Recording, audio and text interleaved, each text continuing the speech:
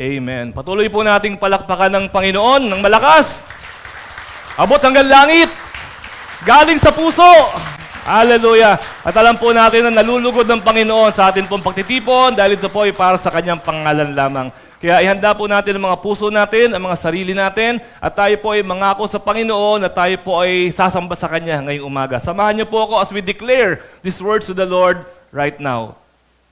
Ako ay narito ngayon upang mag-aral ng salita ng Diyos.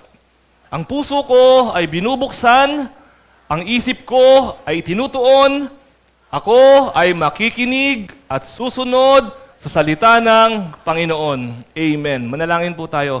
Ama namin, tulad po ng binanggit namin, mula po sa aming mga puso, hinahanap ka po namin. At dalangin namin, Panginoon, sa pagtitipon na ito, ang inyong pong presensya, ang maranasan po nawa namin. As we open your words, Lord, we pray for your power. We pray, Lord God, for your presence, and we pray for the anointing of the Holy Spirit. Lahat po nawa kami nandito, Panginoon, bigyan niyo po nawa kami ng biyaya mula po sa inyong kapangyarihan at sa inyong salita, at nawa po, Panginoon, malugod ka sa amin lahat. Purihin ka, Lord, we praise you. In the name of Jesus, Amen. Amen. Maaari na po tayo makaupo. Kung pagpasok po natin sa pintuan na yan kanina, ay binigyan ko po kayo ng tigi-tigisa na baso or cup na katulad nito. Ito pong cup na to ay brand new, malinis, maayos, makinis po siya. Pwede po siyang gamitin. Ano ang gagawin ninyo? Mabinigyan ko kayo, pagpasok niyan, tigi-tigisa, meron po kayo nito. Ano pong gagawin ninyo rito? Siguro, yung iba magkakape. Siguro iba inom ng tubig, iba siguro itatabi ito, iba siguro gagawing souvenir or something. Maring ingatan po natin. Now, what if pagpasok niyan, ibinigay ko ito sa isang bata, 5 years old, 4 years old, 6 years old. Ano kayang gagawin ng bata rito in a duration of 1.5 hours na tayo po ay magkakasama ngayon? Ano kaya gagawin niya?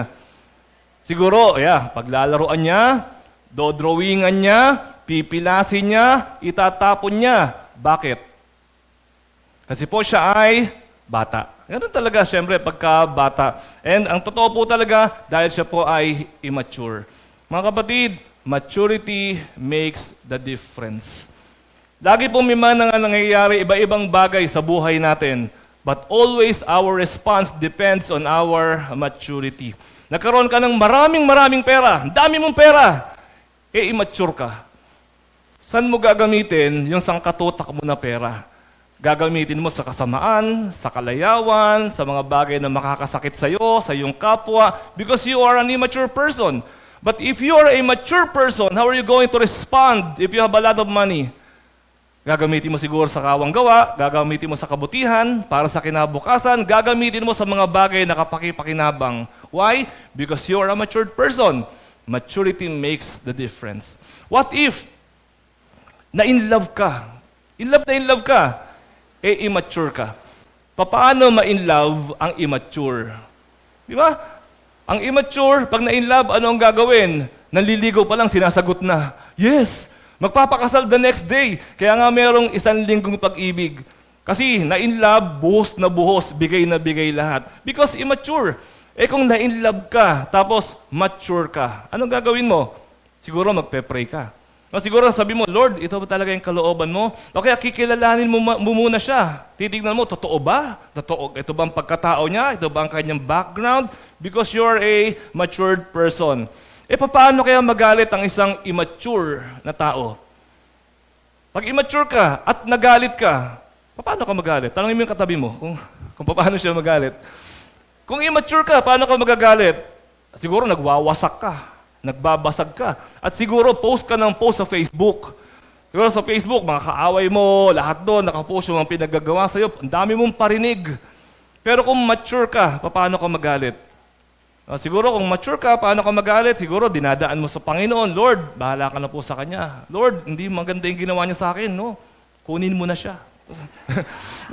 Di ba pag immature ka, hindi ikaw yung nasusunod, ipinagkakatiwala mo sa Panginoon natin. Sa totoo lang po, sa buhay natin, trouble comes when we make immature words. Pag nagbibitaw ka ng mga immature na words, mga hindi pinag-isipan.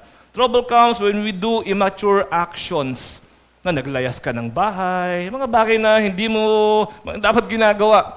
O kaya trouble comes when we make immature decisions in our lives. Pag inisip natin, meron ka isang malaking problema ngayon, pag tin-race back mo yan, ang ending, meron ka isang immature decision na ginawa dito sa bandang unahan. Ano po? Nagkakagulo ang buhay natin, nahihirapan tayo at nasasaktan because of immaturity. Honestly speaking, at a scale of 1 to 10, how do you rate yourself in terms of maturity? Gaano ka ka-mature? Pag ang sagot mo, mga 7, well, pwede na yan, pero you can still improve. Pag mga 8, praise God. Siguro masarap kang kausap, may maayos kang kasama. Pero kapag ka 5, 50-50, nako, ang sakit mo sa ulo, hindi mo lang alam. Hindi mo lang alam yung mga kasama mo sa bahay, hindi mo lang alam yung mga kasama mo sa trabaho, pinapahirapan mo because of your immaturity. So that's why, ang pamagat po ng mensahe natin ngayong umaga are the 3 signs of a mature person.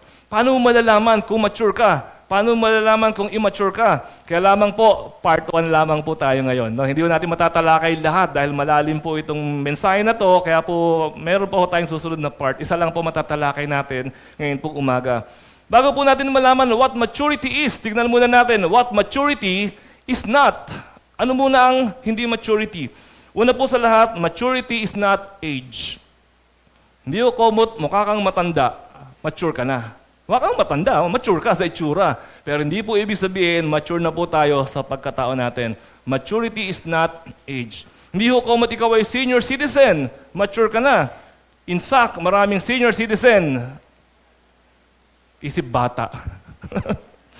Maraming senior citizen, immature, tampuhin, di ba? Maramdamin, demanding, marami pong ganyan. Maturity is not based on your age. Minsan bata pa lang, ang sarap ng kausap kasi matured yung bata. Tatanungin mo yung bata, no? 8 years old, 7 years old.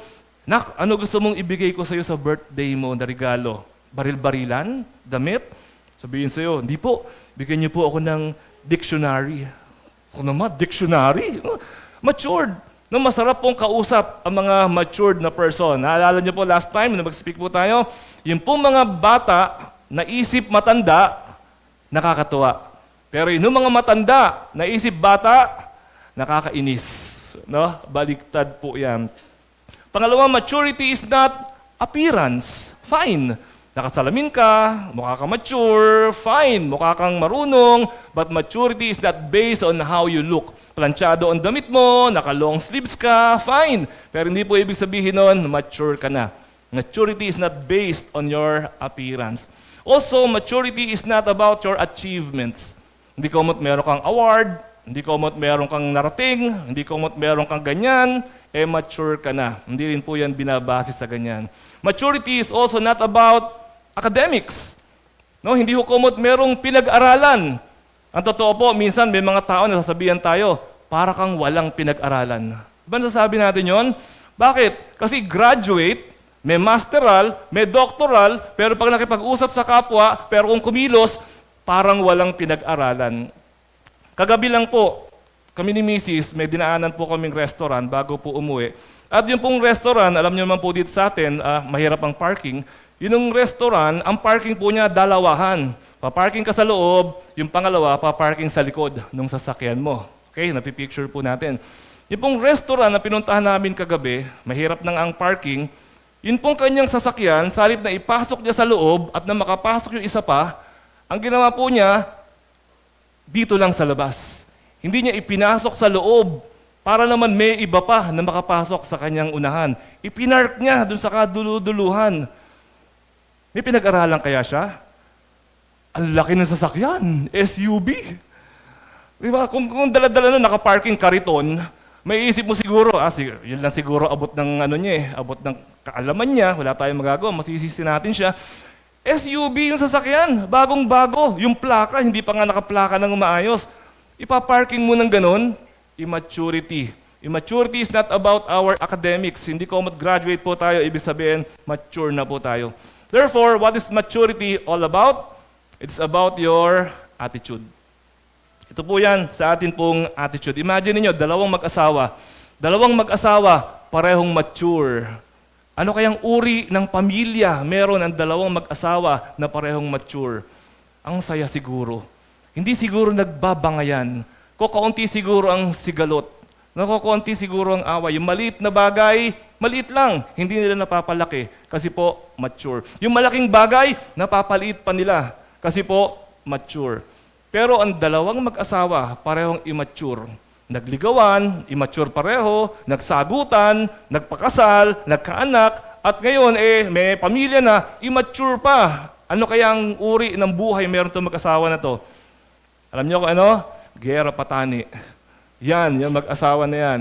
Walang araw na hindi nagbabangayan, maliit na bagay, hindi napapalampas, ang gulo ng buhay, yung dinisenyo ng Diyos na masarap na pagsasama, nagiging impyerno ang bahay sa halip po ng munting kalangitan. Kasi po, immaturity. You see, immaturity makes a lot of difference in our lives. Kaya ngayong umaga po, gusto po natin pag-aralan yung unang sign ng mature person. The first sign of a mature person is self-control. It is all about self-control. One of the basic difference between humans and animals is self-control. Diba, ang mga animals, kapag yan ay sumakit ang tiyan, kailangan nilang dumumi. Saan dudumihan? Kung saan abutin. Diba? Naisip niya, sa gitna ng kalye, sa bubong. Minsan nga po, yung aso namin, alam niyo po kung saan dumumi? Sa ibabaw ng dining table. Ano sasabihin mo sa kanya? Ikaw, wala kang pinag-aralan, ha? Sabihin mo sa aso yon? Sabihin mo, hindi ka ba nag-iisip? Hindi mo sasabihin sa aso yon. Kasi nga aso yon. Yun po ang difference ng immature, yun ang difference ng hayop at saka ng tao. Kapag ka ang mga hayop po, in heat, saan sila inaabot? Maski saan.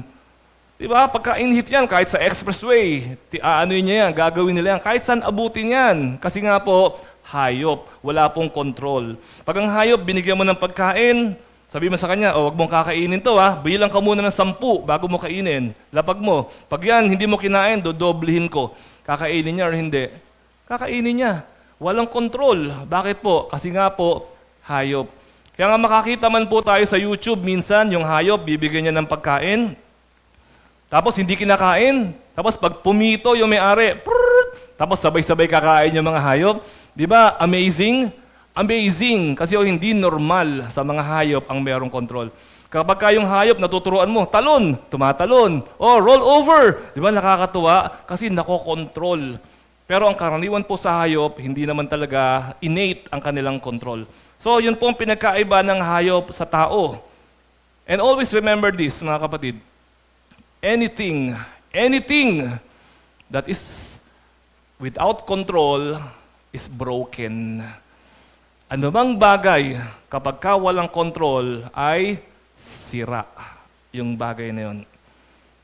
Minsan po yung plancha namin umiinit pero walang control.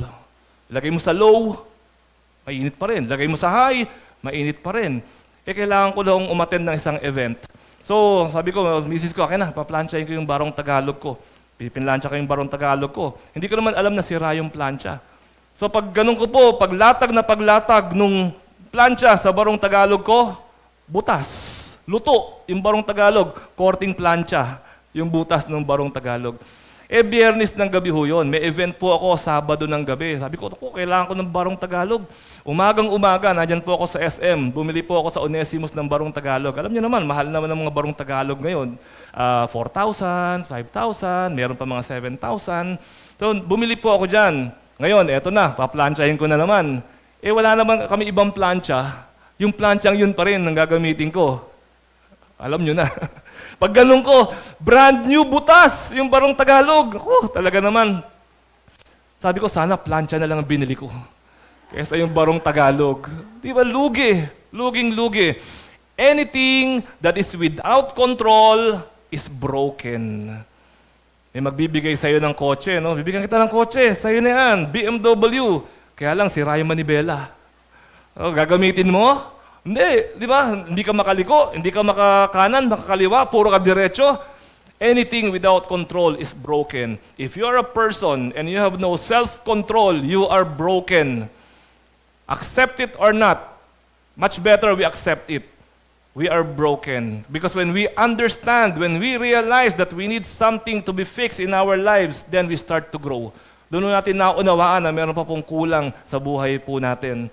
No, lahat po yan, electric fan, walang 1, 2, 3, hindi gumagana, broken. Yung LPG, magsasaing ka, high, medium, low, pero puro high, broken. At ano mangyayari kapag ka broken? It will destroy us. It will hurt us. Anything that is broken, no, will put us into agony and misery. Kaya importante po for all of us to grow and mature. Sa pag-aaral po natin ngayong umaga, we're going to study the book of James. We're going to begin with chapter 1, and we're hoping na during the next course of weeks ay maaral po natin ang book of James. Meron pong 4 na binabanggit dito na area sa book of James na kailangan po natin ng control sa ating po mga buhay. Unang-unang area na kailangan po natin ng control, una sa lahat is our attitude. Kailangan ng control sa ating attitude. James chapter 1, verses 2 and 3. Consider it pure joy, my brothers, whenever you face trials of many kinds, because you know that the testing of your faith develops perseverance. Ano po sabi rito? Pagka ikaw raw ay may pinagdaraanan na whenever you go through trials of many kinds, anumang uri ng trial na pinagdadaanan mo, consider it pure joy daw. Parang may mali. Parang may mali. Sasabihin sa'yo, kapag ka dumadaan ka sa hirap, dumadaan ka sa kasakitan, dumadaan ka sa problema, magalak ka. Ang sabi rito, something is wrong with that. Di ba? It's not the usual thing to do unless you're in control of your attitude. Kaya nga pong sabi, consider it pure joy. Ituring mo. Pag sinabi mo, ituring mo siya na parang anak. Hindi mo naman talaga siya anak. Pero tinuturing mo na parang anak. No? Ituring mo na yung problema na dumarating sa'yo ay blessing. Ituring mo. Hindi naman siya talaga positive or in your life, good na masarap pagdaanan. Pero ituring mo na ito ay blessing mula sa Panginoon. Therefore, you are in control of your attitude if you can do that. Napaka-importante po niyan. Dahil may mga tao po, mali ang attitude sa buhay. Pag may pinagdaraanan, ang attitude po nila kaagad, negative. Pag mayroong pinagdadaanan na mabigat, anong gagawin? Magagalit sa Diyos. Pag may pinagdadaanan na masakit, anong gagawin? Sisisihin ng Diyos.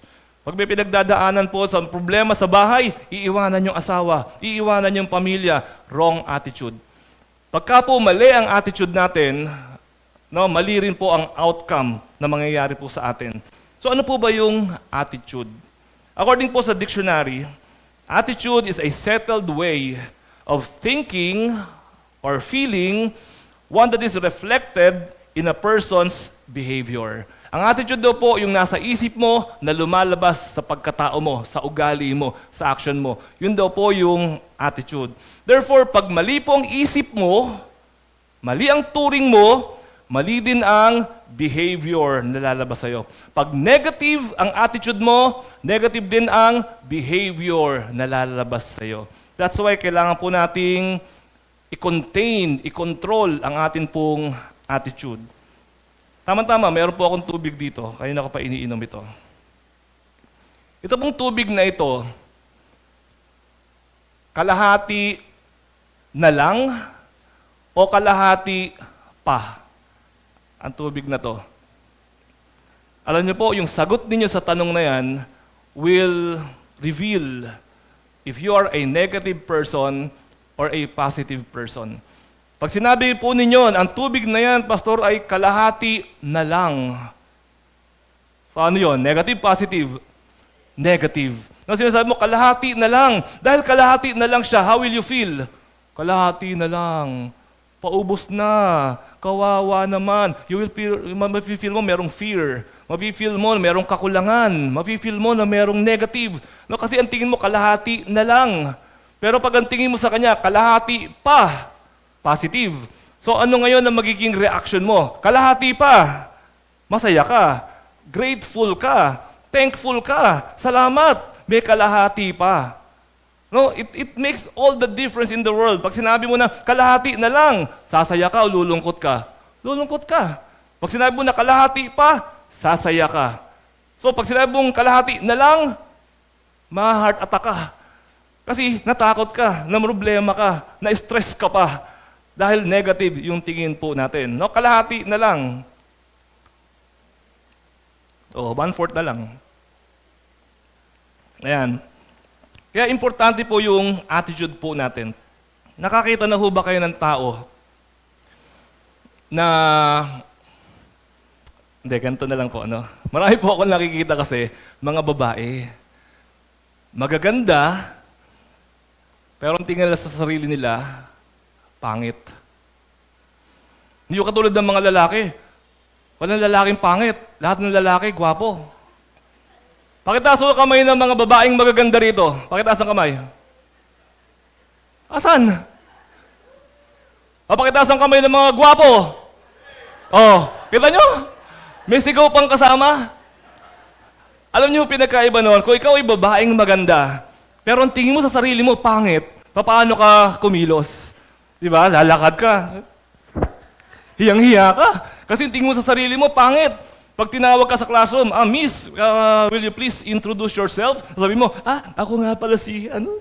Di ba, nakikita niyo sa stage, yung namimilipit na ganun. Sa sobrang kahihiyan, hindi nila naiisip, lalo sila nagmumukhang katawa-tawa. Dahil kinahihiyan nila yung sarili nila. Samantalang yung lalaki na pangit, hindi ko sinabing pangit yung mga nagtaas ng kamay, ha? Yung mga lalaking pangit, pero ang tingin nila sa sarili nila, gwapo, paano? Ang kilos niyan, lalapit siyan, tisay, tangkad, model. Hi, ako nga pala si Jonathan. Can I have your number? Confident. Bakit? Kasi yung tingin niya sa sarili niya. Hindi naman nabago kung pangit siya o gwapo siya, pero nabago yung action niya dahil sa attitude niya. Kaya nga po minsan nakakalungkot. Dahil lamang po sa attitude natin, lumulungkot tayo. Mali kasi yung basa natin, mali kasi yung turing natin. Kaya tinuturing po sa atin sa Bible, control our attitude. Magkaroon tayo ng self-control, lalong-lalo na po sa attitude po natin because it makes all the difference in the world. Mga kapatid, attitude is very important. Very important. Therefore, watch your attitude. Watch it. Why? Because attitude is everything. Meron tao na tanggal sa trabaho, magpapakamatay. Meron tao na tanggal din sa trabaho, magtatayo ng negosyo. Attitude is everything. Kaya importante po yan. Life is 10% what happens to you, 90% how you react to it. So, yung nangyari sa'yo, nasunog bahay nyo, 10% lang yan. Pero 90% how you react to it. Yun po yung mag-aano po sa atin, magdidictate ng attitude po natin. Kung nanonood po kayo ng Pera o Bayong, nung araw, ngayon wala na yata yan, Kwarta o Kahon, Pera o Bayong. Nagtatawaran yan. 100, Bayong. 1,000, Bayong. 30,000, Bayong. 40,000, pera. Pera na yung kukunin niya. Ngayon, pag pera na yung kukunin niya, ang laman ng bayong, ipinagpalit sa pagkuha nila, house and lot. Ano mararamdaman nung nakakuha ng 40,000? Lulungkot siya. Sayang. 40,000 lang nakuha ko, tapos kapalit house and lot. Samantalang, kung ang laman ng bayong ay, bawang. Ano mararamdaman nung nakakuha ng 40,000? Panalo! Woo! Panalo ko! Kay house and lot, kay bawang, ang laman ng bayong, 40,000 lang iuwi mo. Pero bakit ka sumasaya nung malaman mo na house and lot?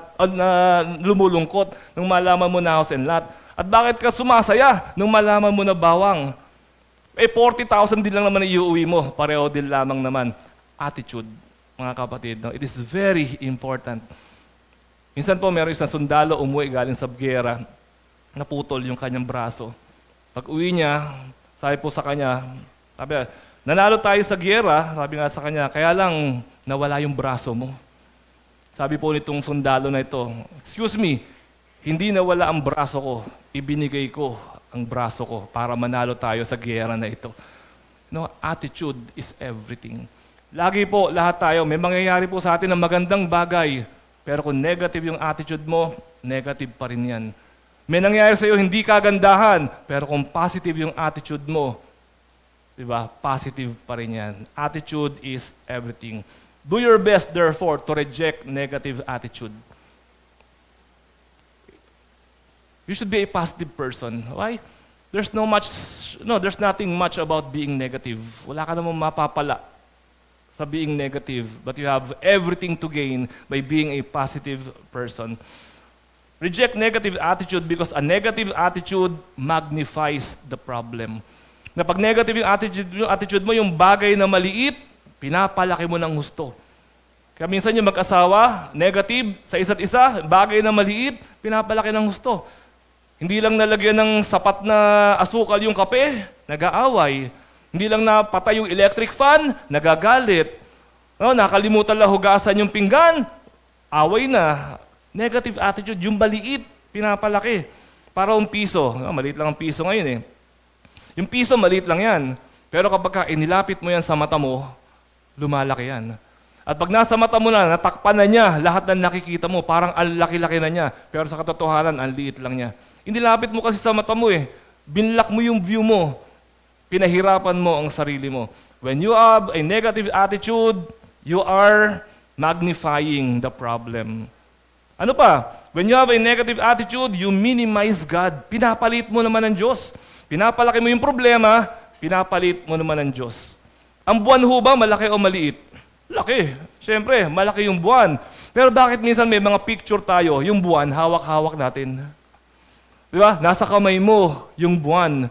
Di ba? Kasi yung malaki, pwede mong paliitin. Yung buwan, malaki. Pero kung ikukumpara mo siya sa araw, mas malaki yung araw, maliit ang buwan. Pero ikukumpara mo sila sa Diyos, mas malaki ang Diyos. So mga kapatid, depende sa attitude natin, pwede mong paliitin ang Diyos, pwede mong palakihin ang Diyos. O kaya po, asa sa atin po talaga yan. And attitude brings misery. Yan, dyan natin kinuha yung word na miserable. Because of your attitude, you become miserable. Cultivate a positive attitude in your life. Alam niyo po yung sunflower, kung familiar kayo sa, familiar kayo sa sunflower, hindi yung biscuit, yung flower talaga, di ba? Alam niyo po ba yung sunflower, kung napapansin niyo, lalo na kung madalas kayo sa Tagaytay, yung sunflower, nagbabago ho yan ng posisyon. Pag pong araw, ano tawag doon? Sumikat yung araw dito, itong sunflower na to, susundan niya po yung araw. Yung araw po, tanghaling tapat na yung sunflower, susunod doon sa araw. At pag yung araw po, pababa na, itong sunflower, sumusunod po doon sa araw. Kung nasaan yung araw, sumusunod siya. Sa gabi, wala na pong araw, asa na po yung sunflower? Nakatungo na po siya na ganun. Kinaumagahan, may araw na naman, susundan na naman po niya yung araw. No, gayahin po natin itong sunflower na ito. Ito pong sunflower na to, naghahanap po siya ng, alam niyo po yon, kinukultivate niya yung positive attitude. Hindi siya nagre-reklamo. Ano pa tong araw na to? Pahabol. Ano pa tong araw na to? Paimportante, iniwan na naman ako. Hindi ho. Gumagawa siya ng way para yung pong brightness ng araw, nakakakita po siya ng brightness. Importante po kasi yun. Kaysa nakikita mo lagi puro kadiliman. Nakikita mo lagi puro kapahamakan, kabigatan. Kamusta ang relationship ninyo? Ayun, may problema. Away kami ng away. Pwede mo naman sabihin na, kamusta ang relationship nyo? Bati kami ng bati. Diba? Pwede mo tignan ng ganon. Negative, positive. Nasa sa atin po yan, mga kapatid. Cultivate a positive attitude. So, unang i-control natin, attitude. Pangalawa i-control natin, ito po, pangalawa na kailangan natin control, dila. The tongue. Yan ang pangalawa na kinokontrol ng mga mature na tao. James 1:19. My dear brothers, take note of this. Everyone should be quick to listen, slow to speak, and slow to become angry. Dagdagan natin James 1:26. If anyone considers himself religious and yet does not keep a tight rein on his tongue, he deceives himself, and his religion is worthless. Ano pong Tagalog ng worthless? Walang kabuluhan, walang halaga, zero, nothing. Sabi po dyan, we should keep a tight rein. No? Keep a tight rein on his tongue. Rendahan ang bunganga. Rendahan ang bibig. Minsan po ako nasa isang restaurant, nung college pa po ako. For some reason, yun pong, siyempre may nagluluto doon, yun pong LPG, merong hose nakakabit sa puwit ng kalan, for some reason, natanggal. Yung LPG habang may apoy. Alam nyo, nakita ko po talaga ang LPG pala pagka natanggal yung hose, ganyan ay tsura, oh. Gumaganon talaga. Pagka nadikit siya kung saan, nadikit sa kurtina, sunog ang kurtina, nadikit sa kisame, sunog ang kisame, walang makalapit. Kasi pagka biglang gumanon sa'yo, sunog ang mukha mo. So wala akong makalapit. Alam nyo, when we do not keep a tight rein on our tongue, para po tayong yung host na yon. Lahat po ng bitiwan natin sa salita, masakit. Lahat ng bitiwan natin na salita, nakakasugat sa kapwa po natin. Kaya kailangan daw po, rendahan daw po natin ng mahigpit ang ating pong mga dila. Therefore, mag-ingat sa pagbibitiw ng salita. Mag-ingat po. Why? Because the tongue can hurt. Nakakasakit. May mga tao masakit magsalita. May kakilala ba kayo na masakit magsalita? Huwag niyong tignan yung katabi niyo, okay? May kilala kayo masakit magsalita? Palagi ko meron. Palagi ko lahat tayo may kilala na masakit magsalita. Mga taklesa. O yung mga brutally frank. At proud pa sila. I am brutally frank. Proud na proud pa siya. Hindi niya alam, it's foolishness.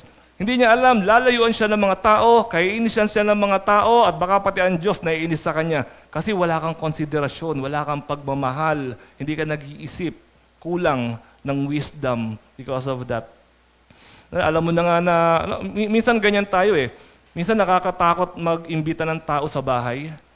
Kasi pag inibita mo, doon tayo mag-lunch sa bahay namin. Pag inibita mo, nasa pintuan pa lang, oh, bakbak na yung pintura ninyo. Oh. Pinapansin lahat. Pagpasok ng bahay, hindi match yung kortina mo dito sa kisame kulay ng ano. Pinapansin lahat. Tapos pakakainin mo na ng lunch. Pagkain nyo ng lunch, maalat. Ayaw mo nang imbitahin. No, gusto mo balutin na lang natin to. Umuwi ka na lang. May mga tao po ganyan. Hindi masarap kausap. Hindi masarap kasama. Ang tawag po ng Bible dyan, mamaya makita natin, tawag po ng Bible dyan, mangmang. Ang tawag po ng Biblia sa ganyan. Kapag ingatan po natin, words hurt.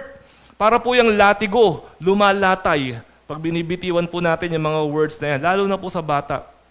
Alam niyo po, hindi ako sure ha. Sa Pilipinas, sa ibang bansa kasi may batas na diba, bawal paluin yung mga bata. Hindi ko alam kung meron ng ganyan dito sa Pilipinas, kung under ng BAUSI na yan. No? Pero bawal paluin. Para po sa akin, according sa Bible, okay lang dapat na paluin ng bata. Hindi dapat bugbugin. Siyempre, mali yun. Pero dapat paluin as form of discipline. Nasa Bible naman yon, spare the rod, spoil the child, sabi sa Bible. Ano ba yung spoil sa Tagalog? Panis. Papanisin niyo yung anak ninyo pag hindi niyo pinapalo yan. Parang gatas kasi. Yung gatas, di ba, laging hinahalo. Pag hindi mo hinalo, nakukurta. So, ganun po. Palagay ko, ang dapat na batas sa Pilipinas, bawal murahin ang bata. Siguro yun ang dapat na batas. Ang dapat na batas sa Pilipinas, bawal insultuhin yung bata.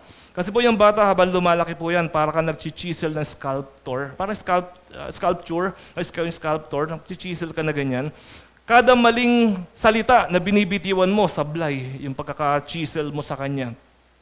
Pero pagka, di ba, ano ang goal mo sa kanya? Gagawa ka ng sculpture, ang goal mo, gumawa ng anghel.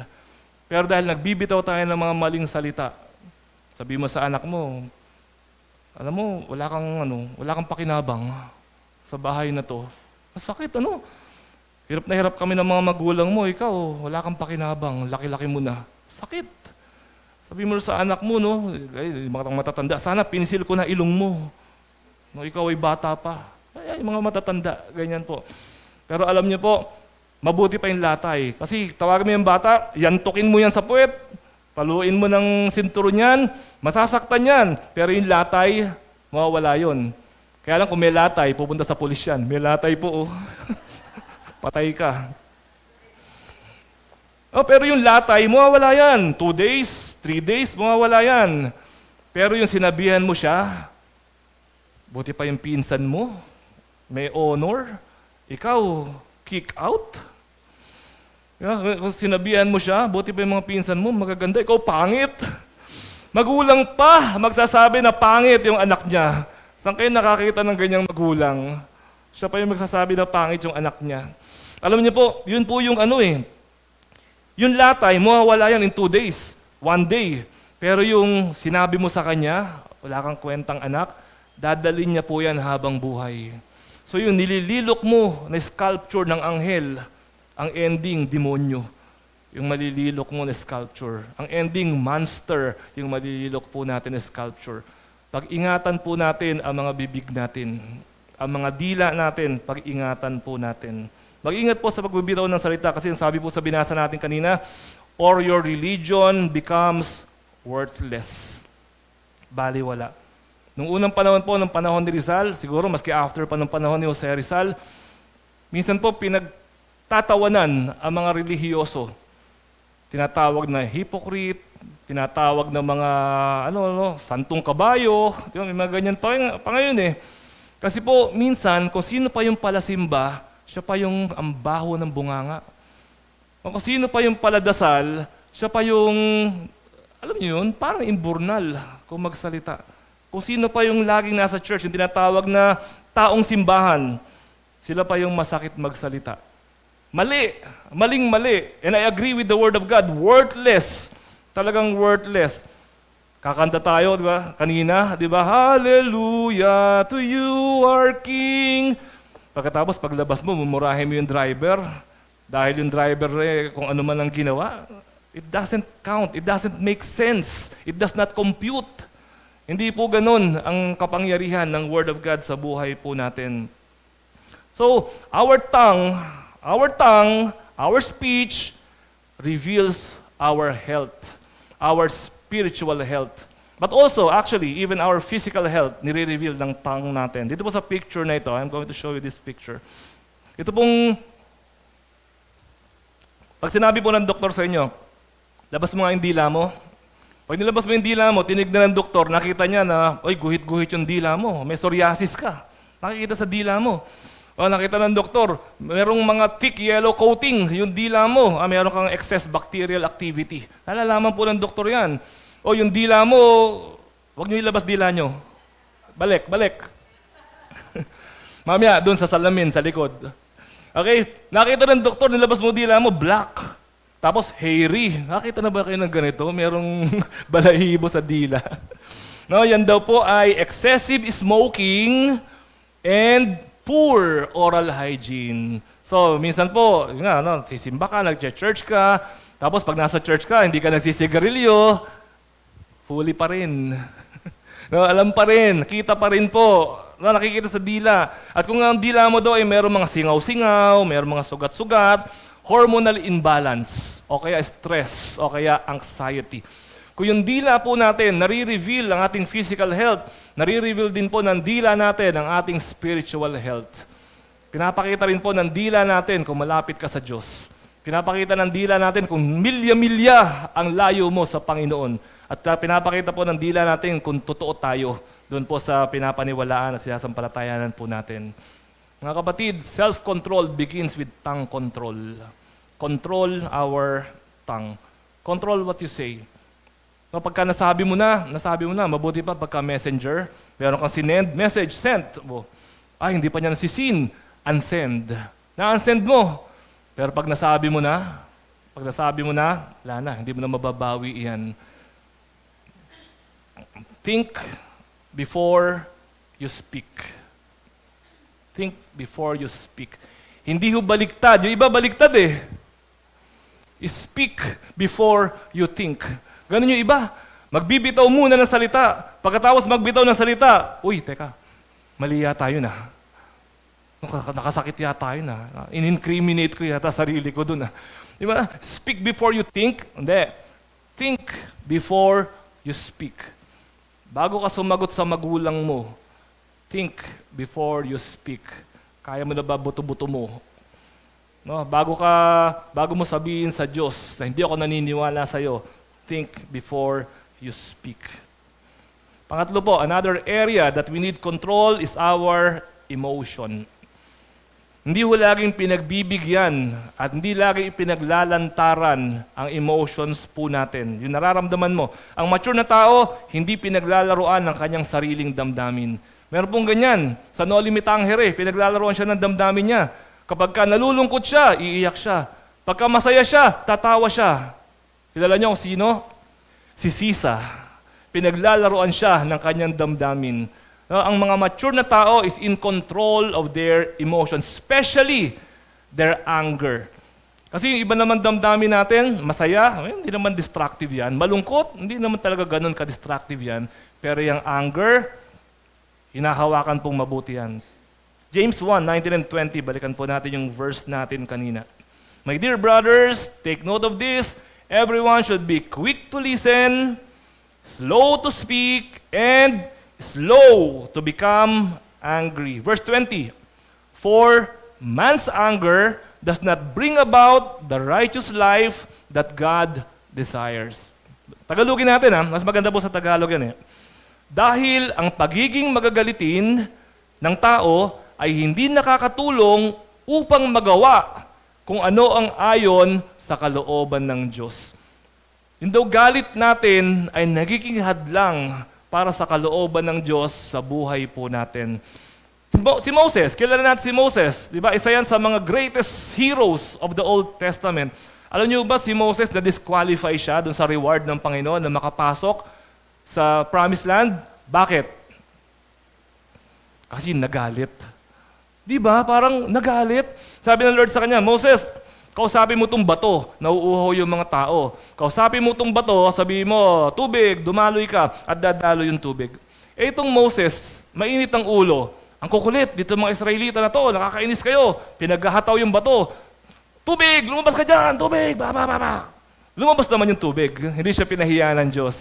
Pero pagkatapos doon, pinatawag siya ng Diyos. Moses, lapit si Moses, hindi ka makakapasok sa promised land dahil dyan sa anger mo na yan. So, kita niyo po yun, na-disqualify siya dahil doon. At tayo ganyan din na-disqualify tayo dahil sa anger natin. Masaya na sana yung grupo, may magagalitin na kasama. Gulo. May outing, merong mainitin ng ulo. Sira ang outing. Merong may birthday, sira ang buong event. Kasi merong nagtampo, merong nagalit. Yung pamilya, ang saya na sila, ang saya na sana. Nagalit. Di ba? Alam niyo po, nakakasira yung anger na yan. Hindi man mapigil ang pagdating ng emotion, kasi normal naman talaga yun, nafe-feel mo, nagagalit ka Hindi man yan napipigil, pero mapipigil ang paglabas.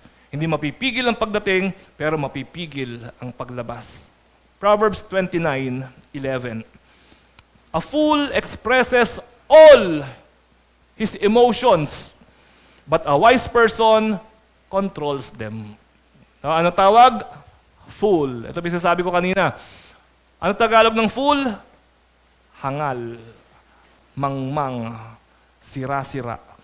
Kapag tayo raw po, talagang vent out ang emotion natin. Pag galit! Huwag kayong haharang-harang sa akin, galit ako. Sisipain mo yung gate, sisipain mo yung aso, lahat. Pag galit, okay, pag in love. Sa'yo na lahat ito. Di ba, mahal na mahal kita. Di ba? Hindi raw dapat ganon. We should be in control of our emotions. The mind regulates our emotions. Yung mga matatalinong tao, they can regulate their emotions. Okay, so, ang mature ay hindi madaling magalit. Bakit? Dahil malalim ang katauhan ng mga taong mature. Sarap masabihan no? Ang lalim ng pagkatao niyan. Kaysa naman, babaw ng pagkatao niyan. Ang lalim ng pagkatao. Ang mga mature po, nag-iisip at nagtitimbang muna. Ano ba ang ending nito pag ginawa ko to? Pinag-iisipan niya. Think before you speak. And kontrolado niya ang isip at emotion niya. At ang mga mature, positibo po na mag-isip. Now, and panghuli po, another area or the last area to control is our action. Siyempre, action. James 1:21, therefore, get rid of all moral filth and the evil that is so prevalent, and humbly accept the word planted in you, which can save you. And get rid of all moral filth. Yun daw po mga mature na tao, they can get rid of their moral filth. Why? Because they can control their actions.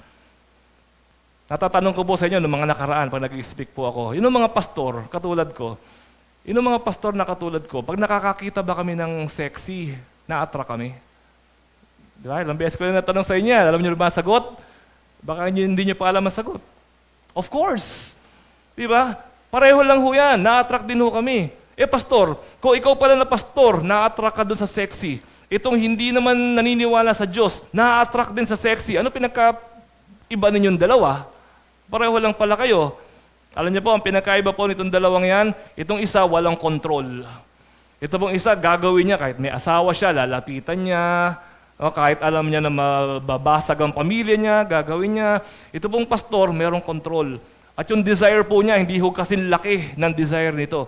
Ito pong pastor, nag-iisip siya sa tulong ng Holy Spirit. Yung sasabihin ng Holy Spirit, ay wag anak, gugulo buhay mo dyan, wag mo na subukan. Diba? Merong ganoon. So meron hong self-control. So tayo ho, self-control, importante po sa atin, sa action po natin. Pag ikaw ay nasa internet, naglilitawan niya mga pornographic materials na yan, naglilitawan niya mga gambling na yan, nakokontrol mo ba yung daliri mo? Para hindi i-click yung mga nakakasama na mga pangyayari na yan sa buhay natin, self-control. Minsan po, meron akong kaibigan, meron siyang gustong ligawan. Siyempre, babae, lalaki siya, liligawan niya. Nung nililigawan niya po, ang sabi sa kanya nung nililigawan niya, alam mo, mabait ka naman eh. Kaya lang gusto ko bad boy. Sabing ganun. Nung nag-uusap kami, gusto niya bad boy? Paano ba maging bad boy? Sabi ko po sa kanya, napakadaling maging bad boy.